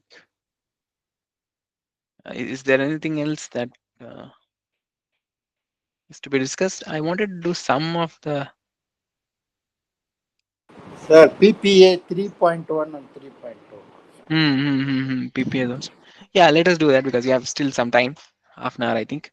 Okay, so let's start with that. PPA 3, right? 3 we have not done. Okay, 3.1, 3.2, the folder is there. Okay, perhaps you might have done it. Let's see what is there. PPA 3.1. Okay, some things are there. All right, we'll see the statement first. Let me clear it. Okay, so we have this. It says list all the text files in the current working directory and write the output to a file name text files not text. Okay, and also print found to the terminal without quotes. Do not print anything else. If no text file exists, rewrite the error of your command to the file no files and do not print anything. Okay, make use of redaction to file operator and operators write solution in one line. Okay, okay. This one is okay. So if you uh, let me quickly check one thing. Oops. Oh, sorry. I am doing it in OPT. Sorry about that. To go back, right? Um. Oh, that's why it was there actually. Okay, okay. I thought I had already created it. It's 3.1. Okay. So yeah. So if you do ls, yeah. So the thing is, uh, if you do ls, right? If files exist, if text file exists, then it'll give you the names of those files. Okay. But if it does not exist, then it will not show anything. It will basically say no such file or directory. So for example, because I'm doing as text is a wildcard, right? Star dot txt, any file name dot txt that ends with dot txt will show up here. So for example, I can do some touch here. So example, let's say I create 3 files, 1, 2, 3, all of them are empty, which is okay. And then I do ls. So there are 3 files, right? So in this case, I mean, I only have text files, so it does not make sense. Maybe I can create something else. Let's say I'm creating some message files also, just for an example. Okay. So the thing is, only the text files I need to show. Okay, list only the text files and print found. And if no files are there, then I have to say that I have to redirect the error to a file called no files. It's okay. So the thing with ls is now if I do ls asterisk.txt, it'll show up only Only those text file. files. Yeah. So and if it is not there, it'll say the error. Okay, so that's what we will do. So we'll try to do it here itself. Let's see what happens on the terminal quickly. Yeah, so I have this and I want to redirect it to text files. This file name called file name text files.txt. Right, this one. Is it asking us to write script? Oh, okay. This is a script. Okay, therefore there are multiple commands to do. Okay, fine. We'll do that, but we'll see it on the terminal first. So whatever the output comes, it goes to text files. Basically, I am checking under my directory how many text files are there. I'm just listing all of them, putting it to text files. That is one part of it. And then we have to print found.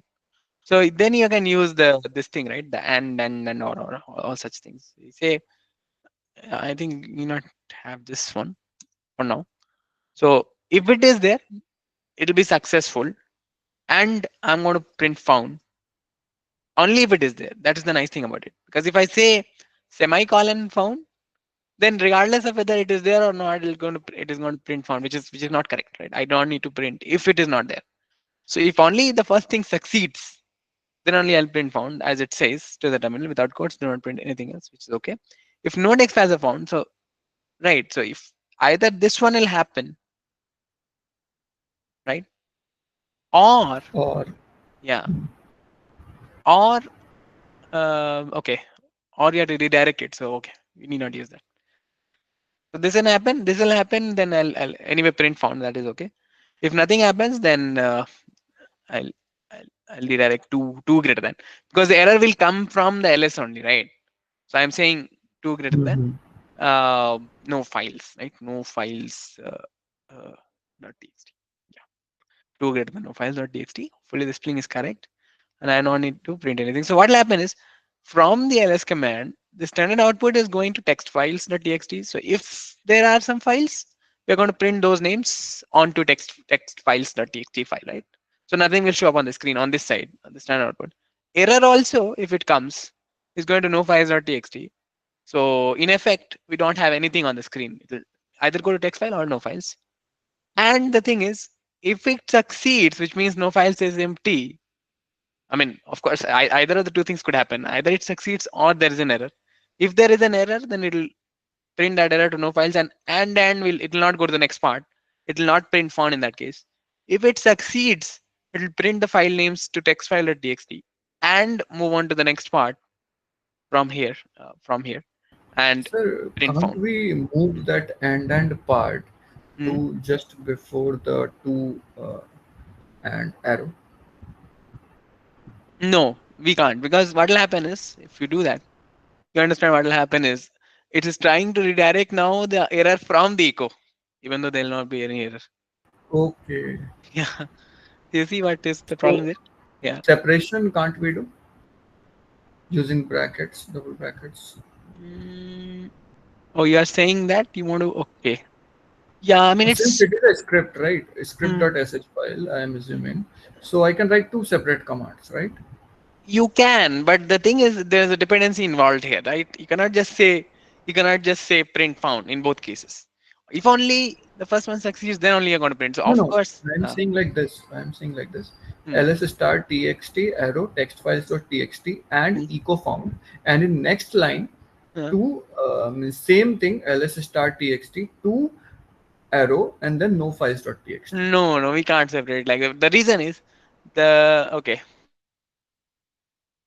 so you're saying either of the two will execute at once, right? Hmm. No, both cannot. Hmm. Yeah, I mean both are mutually exclusive. I mean that is what is Yes. going to happen, right?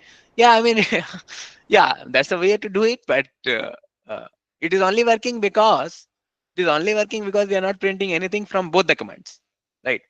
Okay. I mean the error is also being redirected. Assume Hmm. that they say that if there is an error, then you print the error, right? You don't redirect it, then your solution might have problems, right? Because in that case, the previous one will say something, right? And I need not print anything. You Hmm. understand what I'm saying? Yeah. So because Yes, yes. in this case, clean isolation is happening only because you're not printing anything onto the screen. But if the first one has an effect, if it does something, then it'll mess up your output for the next one also. That is. Okay, sir. Yeah.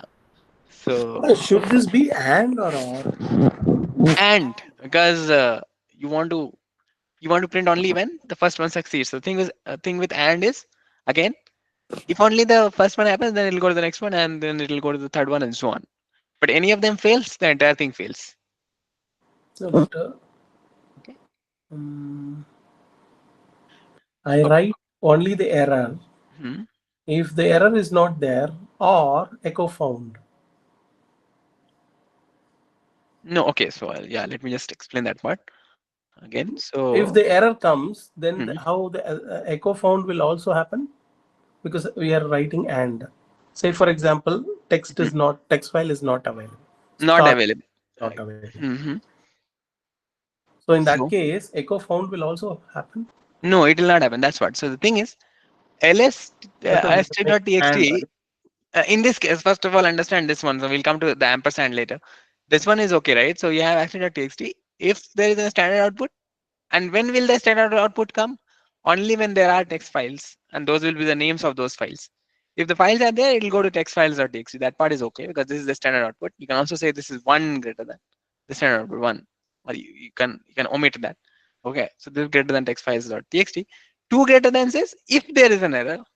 I mean, both things can happen. Some could be output, some could be error. In this case, there'll be a clean isolation. That's okay, but it could be a mix of both as well. But regardless, whatever types of messages come on the screen, those which are standard will go to text file.txt. Those which are error go to no files.txt. This is okay. I mean, there's no issue as such in this case. So in the case of ls, if only there are text files, it will not throw any error. And since it will not throw any error, all the output will go here. If it throws an error, then text files will be empty. Nothing will be there because output will not have anything. Standard out, everything will be an error, right? So there will be no output. Only error will be there, and those error will be going to no files.txt. Okay, so Yeah, this this is is okay. clear. This This is clear. now it print the output, direct output to this, and also print found to the terminal. Okay, if this is the second part. If no file exists, rewrite the error. This second part is okay, and do not print anything. So in one case, when it succeeds and I'm having something, I'm going to print it. In the other case, if I'm not having anything, I'll get an error which I'm already redirecting. So that part is okay, and do not print anything. So if I don't have anything, I should not be printing found. If I have something, then I should be printing. I should be printing found. Okay. So that's what happens now. The thing is, if I do ls asterisk, in this case, I have it, right? I have it. So if I use or, right? So it is not going to print anything because the first one succeeds. So it will not go to the next one, right? I have to use and in this case. And because only the first one succeeds, you go to the next one. So you see, this is printing it, file names, and printing found also. If it's failed, so let's say I say blah, now it'll So this fail. case is clear, but when there is an error, what will happen in that time? When Found is not being .txt printed. is Yeah, not there. exactly. That's what I'm Found will not demonstrating. be returned. Let us go to that case. Yeah, this is that case only. See, so I'm doing ls blah because blah is not there. Asterisk.txt and echo found. So in this case, you see ls throws an error. Error is not going anywhere. It is just going on the screen because I'm not redirecting. But you see, error if found is not being printed because the first one failed. So Okay. that's it.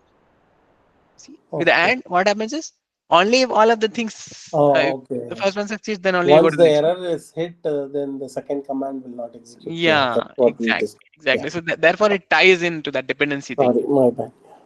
Hmm. Okay, very good. So okay, so we'll come back. I'm not sure if I've run that. So that is gone, I think. Have to write that again. Okay, fine. We need to write it in the script. Yes, yes, I'll copy it from here only. So again, so output is going to text files .txt. Error is going to, if it happens, it is going to no files .txt. Okay, and yeah, and this and the nice thing about it is it has nothing to do with the error part. It has to do only with the first part. This one, because this will only be in effect when there is some output. Okay, in that case, I'll say output. We can shift it and then write, say, for example, Hmm. ls star dot text, write it to the file and Hmm. echo found. After that, we can write two greater than no file dot txt. No, Is it? that will not work because if you say, I think somebody else asked the same question a little while ago. So the thing is, if I say that and right, that's what you're saying, and so this is okay. This is okay. Up until this is okay, right? I mean, if there's something, then in that case you equate. But I need to redirect the error also. So then you are saying I'll do two greater than no file.txt here. But if you do this, remember what I mentioned about this redirection. It takes it from the last one. Okay, so it will try to redirect the error that comes out of echo. There will not be any error from echo, but regardless, it will not. It is not going to We redirect. can put an or in that case and then write. Is it? No, no, Say no. This I put an or, association. no, echo found or Hmm. no file.txt. Can we write it like that? No, actually, this If association. works, right, put it in this text file.txt, Hmm. all this txt and echo found, or because or means this condition will fail because this Hmm. star.txt is not available. Then it goes to the second one Makes sense. Makes sense. So wherein we can like this, right? or yes, like this, or The problem is, yeah, this is okay. The problem is as soon as you do on, right, you have lost track of the error that comes up, right? I mean, there's some error when you do or, it becomes like a boolean thing. If it is true, it is true. I'm printing the output. If it is not true, meaning if there's some error, I move on to the next thing. Okay, so I then as soon as I get here, or means yeah. So you want to take it from the ls dot start or ls star dot txt, then write it to the error file. So that those are We two have to commands. rewrite the same command again. In that Okay. case, yeah, Yeah. those are two commands, and Yeah. there's some side effects that will happen if you are not redirecting both outputs. So that is also one thing. So therefore, we tried to do it in one go. Okay. You Here, can. here it is very simple, Hmm. but you need an in-depth understanding of how things work. This one is a bit Yeah, yeah. So it says, more long, but hmm, it is very simple and straightforward to understand. yeah, yeah. It says I'm going to check for the text files. If it is there, then I'm going to put it to text file and echo found. Or an or will only happen when the first one fails, right? So and again, there's another problem of precedence. So you have to have a, because then this or will get associated with the echo found. So Yeah, this yeah. will never execute, right? So you need a parentheses to say that this is one part. Okay. So as it txt and I'm putting it here and then echo found or and of course this or will only happen when there's an error. So I'll do that again twice and then putting it to no files. I mean, yeah, this is one way to do it, but you're running the commands twice and there are side effects of this. Therefore, we avoid it. I mean, it's better not to do this. You do it the other way, which is to say that I'm going to direct it to no files if there is an error, and the rest of it you already understand, right? So ls, Oh, I'm doing the same thing. It's just that I'm also saying to ls that there's error. You redirect the error to no files.txt. That is all there is to it, and the rest of it remains the same.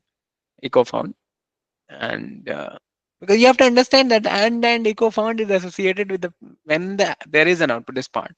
You need not get confused with this part and the ampersand. Okay, this ampersand, double ampersand, is actually associated with the output when it comes. Okay, and then only it is going to print it. So this is what we have. So in this case, we have text files. So it prints it. It prints found only, right? And in the text files, you'll have the text files name. All the files are there. You see, including no files and text files in this case. That's okay, I think. And if there is no file, so let's say I do it for blah slash blah slash, yeah, because no text files, no files there, so you get an error. So it does not print found. Found did not come, right? And in no files you'll have the error, right? So cannot access blah because no such file directory. So this is what they want us to do. So this is one line, and copy this and you write to script.sh. um no, it's not a script.sh, right? It's something else, I think. Text, this one, text.sh. So I have to write in that. Be careful with this one, okay? It says we have to write it in text.sh. Text.sh. Same thing. Bin bash. I paste the command. Okay, so ls blah. Oh no, not blah. I have to do astro.txt this time. Okay. Text file.txt 2, and the error is going to no files and an echo found. So okay, and I'm going to save it. Chmod u plus x script, not script, texts. Okay, and then let's evaluate. It passes. So this is PPA 3.1. I'll quickly move on to the next one also, so that we can finish this. Is that okay? yeah. All right, thank you. Thank you so much. PPA 3.2 is the last one. I think I made a typo there. MKDIR, yes. All right. PPA 3.2, clear. This one is, okay. Executes the command given below in the sequence and collect output error into my error log. Okay. So it is as if we are appending. That's what I'm thinking, right? This is a log file, right? So we are doing multiple things and then appending all the multiple errors that we receive along the way into the error log. Okay. As described below, execute the command test and return the standard error to the file. Test minus e, append the standard error, append the standard error. Okay, this is not redirect, this is append. So double greater than standard output to this one. Okay, again, same thing. And test minus n and append the standard error to the file error logs. The file is same, we are appending it. similar to what we have seen earlier. Okay, write your code in the file errorlog.sh. The script will not receive any input or standard input. Should not print anything else other than the output in the test. Command can output to the standard output or error. You should only write the error to the file. Oh, this is very easy actually. This is very easy. There is a command called test, and you have to write it in sequence. And the error only will have to redirect to error log. So this is very easy, right? You say, first of all, you say this is what I'm going to write on the script also. So I assume that there's a command called test. Okay, nothing's happening here. This case first, yeah. So this happens, and then I'm going to redirect the error only. So 2 greater than only the error. Okay. If you do Error and, log. yeah, and greater than will do for both. I need to do only the error. You have to be careful about this. Okay. Error log. This is one. This is one thing. The other is test minus e. But this time, since this is the second one, right? The previous one must have added something. So I should not be overwriting it. Double arrow. So I should do double arrow, yes. And similarly, the third one also the same thing. So minus n. Similar. No, no, not single arrow. This one is also going to No, no, happen. similar. I'm saying similar. Since Similar. it's append. Okay. Right. Right. This is correct. Okay. So that is similar. Yes. Very good. And yeah, so this is all there is to it. Yeah. Three lines of code. Yeah, and then we are going to have error log.sh. So let us write that. Bin bash test first of all. So I'm going to redirect it to error log. Yes. Test. This first one is I think minus e. Right. To error log. The second one is n. To error log, and this time is appending. So this is all there is to it, right? Is this a command that was created, or is it actually a command in Linux? I think it's a command. I think it's a bash. What do you call it? Uh, Bash built-in shell built-in, right? That's what it is. I think so. I might need to check that again, but okay. So this is what you have. But I'm not sure whether this test is that test that I'm talking about. It might have been the different one also.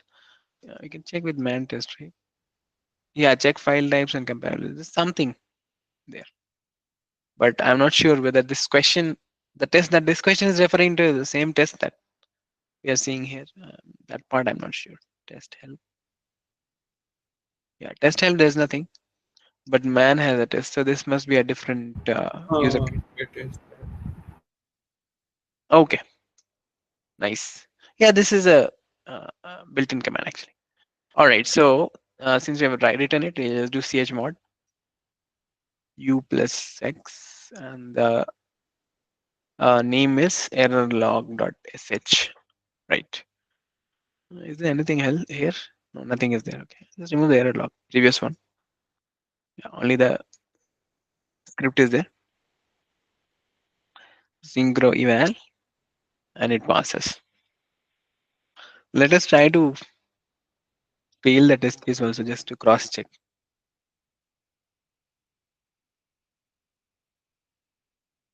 So let's say in the last one, instead of doing double arrow, just replace the previous ones, okay? Because as soon as I do that, it'll just overwrite the entire thing.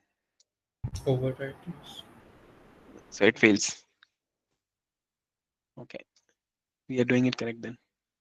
It's good to sometimes cross check. Okay. Sir, in our OPP as well, we will be having this type of question because this is like simple commands, right? I thought in OPP we will have like case-based thing, like there should be a particular scenario where you have to write command to do it. Yeah. Most of the questions, I mean, the majority of the questions that we have in OPPs will involve some kind of a scenario. Okay. I mean, it depends. The difficulty is subjective, right? So sometimes, but I think I don't think it'll be like a one line thing, that you just do it and it works, Oh, right? Maybe there one or two questions might be there which are of that nature, but I think the important ones will involve some sort of a scenario with which you have to work, right? So you remember the what was that, the first BPT itself, right, wherein you have to do linking second and some question. symbolic link, and very difficult to read it. Second one. So that sort of a thing can be Oh, expected. Okay, all right. So yeah, That's all. And as soon as the next BPT gets released, we recommend all of Sir, you to can work you with that. take some questions from week 4? No, we already close to the end of this session, so I wanted to take some questions, as in, like if there's some doubt or something you want to discuss, that we can take. But as regards doing the fourth one, like for the fourth week, I'll just do it the next week itself. Okay, is that okay? Okay, sir, no problem. Okay, so because anyway, we have to go to week 4 in that next session anyway, right? So, okay, Week so 4 is released? No, uh, week 4 is not there yet, No. right? It'll be there. Okay, What is thank you. today's Saturday, right? Yeah, it should it's come. all about pattern matching using grep, egrep, Grep one, yeah, yeah. Yeah, so there is a nice. Okay, so there is one thing that I can quickly show you if you want to see that. I think that was practice, last practice, right? No, no, that's was it 3.1? We did 4 questions today, right? No, not this one. Must have been PPA 3.1 then. The river. Uh, No, which one was it was the? That the was BPT, BP. third BPT. The Where is it? BPT, I guess. Oh, it was BPT. BPD Oh, 3. oh, thanks, thanks. I just do that. The river question, right? Yeah. So there was one thing that we used the common command to figure out the common. The other way of doing it is I just show the grep thing. So what happens is you have a unified comparison assets. Sorry, assets file one, assets file two. So you get this. Right. Now what I'm saying is I can then pipe. Oops. Can then pipe it to grep. Okay. And if I do plus, what happens? Yeah, it What is just grep? yeah, that is for the next week. Okay, okay. Okay.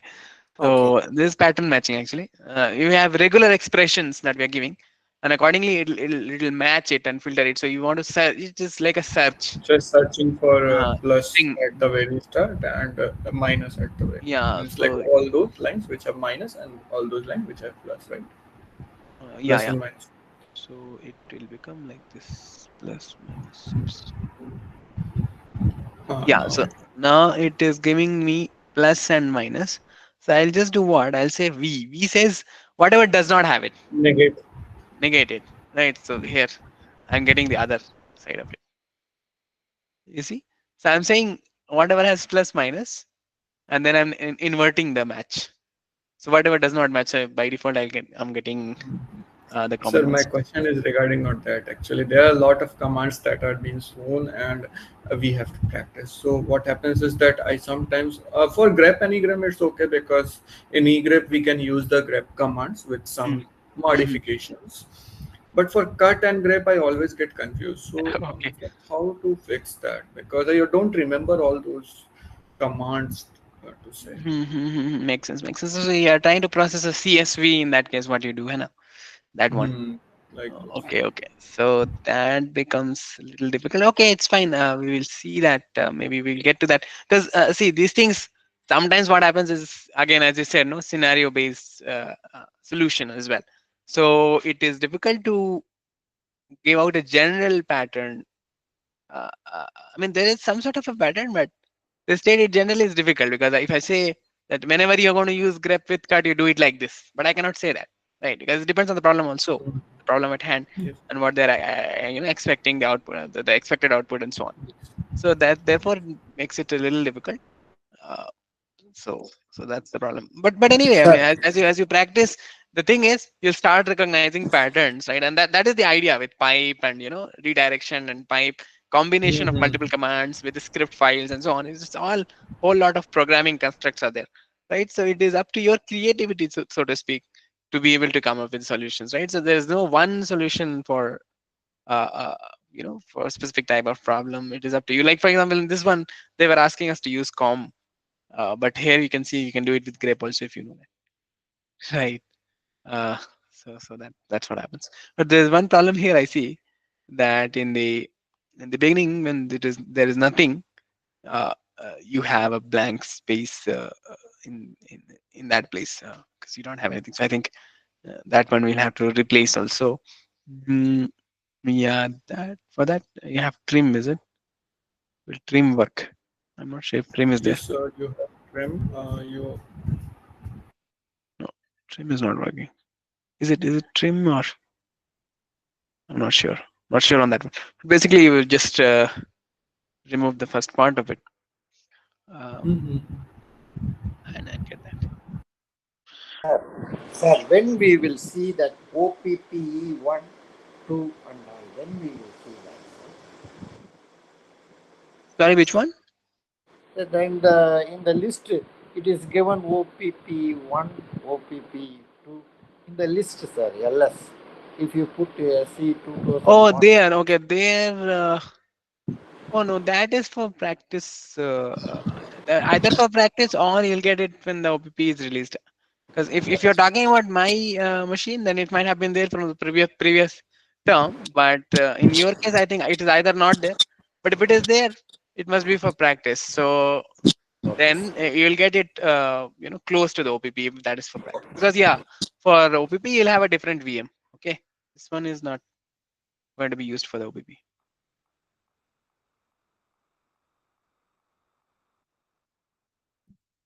There's one thing that I'm trying to do.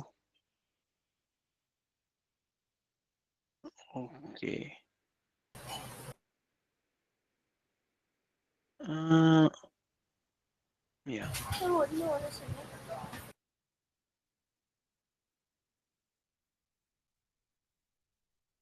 How to use this? Yeah, it matches the space, right?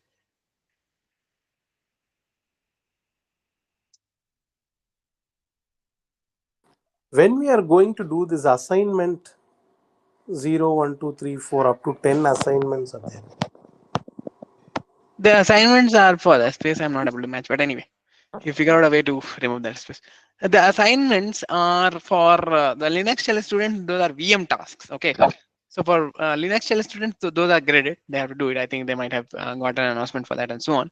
But for system commands students, those are just for practice. So if you Okay. want to do that, you And can. there is something called OPP practice 1, practice 2. That is the one that I'm referring to.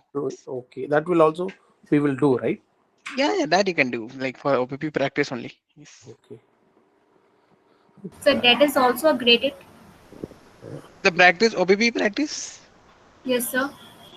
Uh, I don't think so. I don't think that OPP practice is graded. Perhaps you would get some sort of a practice assignment marks for that or something like that. But I'm not sure if that is mandatory. Maybe you can check on discourse once with other instructors, right?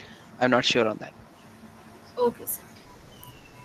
Sir, Okay, with this we'll close. Yeah, go on with the questions, please. yeah, sir, for OPP practice, it's those questions are very simple. But whenever we are facing, whenever we are giving the OPP, that time it's the questions are hard, little bit hard.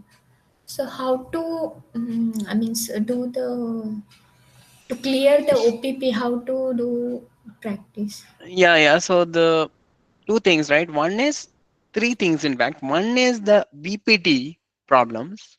So the idea with the BPT is to prepare you with the OPP, uh, uh, right? OPP exam. So even though the exact pattern of the questions will not be, I mean, it will not be that difficult, as the OPP, but still, if you do that, no, we are confident that if you practice with those questions, the BPT, not only the first one, because two or three, I think how many BPTs are there? Four BPTs at least are there.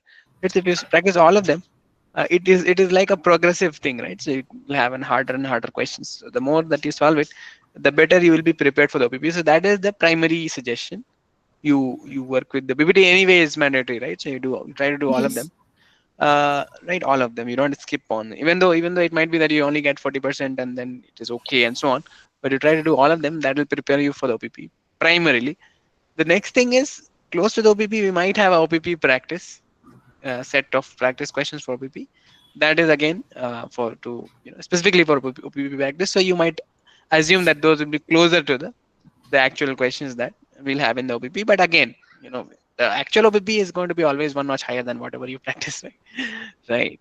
Yeah, So so the can we have some set of questions which will more means as such as actual OPP? OPP, yeah, yeah. Because I have failed last term in Okay, OPP, okay. and I got good marks in end term, and I failed in OPP. So Uh-huh.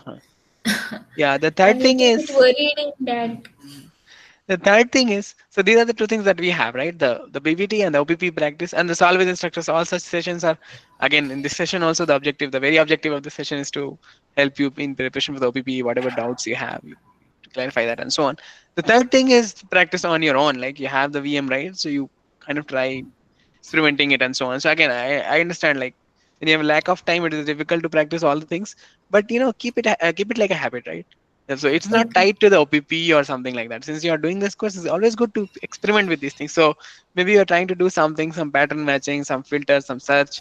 Maybe instead of doing it with GUI tools, like as we have, right? So instead of using Word, or rather instead of using Notepad or something like that, maybe you try to do it in WSL if you have Windows. For those of you Do using we Linux. have a past OPP full list of questions? Because OPP practice is only 10. See, it is this is these are all things. Clearing the exam is mainly more practice. More practice. Some people Hmm, hmm, will hmm. have more time. Some people Yeah, might not be having more more enough. time. Yes, Yeah. yes, yes, exactly. This So course is for not only for yes, correct. students. Many working professionals are there. Hmm, hmm, So hmm, hmm. it will be Yeah, yeah. more helpful if we have more practice questions, because for us, going to a book, refer a book, go and then see all Would be the, difficult, right? it Right. is difficult. If it is given here, you have 100 questions. If you solve 100 questions, the knowledge whatever is necessary for us to gain will be already there. Right, right. Makes sense. If Yeah, it I is think there, it will be very helpful. correct, correct. We will practice. Say, for example, I see now close to 1, 2, 3, 4, 5, 6, 7, 8, 9, 9, almost 100 questions we have. Hmm, We are solving one by one. If we have more, some more questions, maybe 200, hmm, it will hmm. be more. We will solve those also. Right, right. Makes That sense. is Makes what sense. will be. That is what I personally request from my end for the working Right. professional. I'll convey this to the team, and we are always in the process of giving you more and more resources in terms of the questions. Also, we continuously work on that. But there are two aspects to it. One is that even though we'll give it, and similarly for the OPP, also specifically for OPP, there'll be revision sessions, and we'll try to solve more questions and so on. So we'll have additional practice questions, hopefully as well. I'll convey this to the team also. But the other side of it is the problem is that sometimes what happens is that if you have so many questions also, we also have to cover it in the in the sessions and so on. So and since we also have like every week there's one session happening. So let's say even if I cover 5 questions per session, to cover all of them will take a lot Let of us, time. So let us again, try to find the trade-off. Yeah, that's what yeah, we can request. Yeah. exactly, exactly. So then at the end of the day, you have to go back and then do some of them on your own as well. Right. For practicing, it's okay. I mean, there are as many questions as possible we can put it, but it is again on the students themselves to be able to practice with that. Yeah. Okay. I think we might have updated the Excel sheet in case you don't have it. Yeah, I'll convey this to the team. Maybe they might not have updated it. The thing is, the last two sessions did not happen actually because of paradox. So uh, might be that you're missing on that. And the other, prior to that, it is there on the channel also. In fact, this one is also being streamed. So I'll just give you the link to the channel also. On the YouTube channel, you can find it. Yeah, this one. Okay, this one. This is the YouTube channel for this course. From here, you can see all the previous live sessions. All right, then thank you all for attending, and we'll see you in the next one. Thank you. It was a nice Thank you, session. sir. Thank you. Thank you very Thank you much. so much. Bye. Thank you, sir.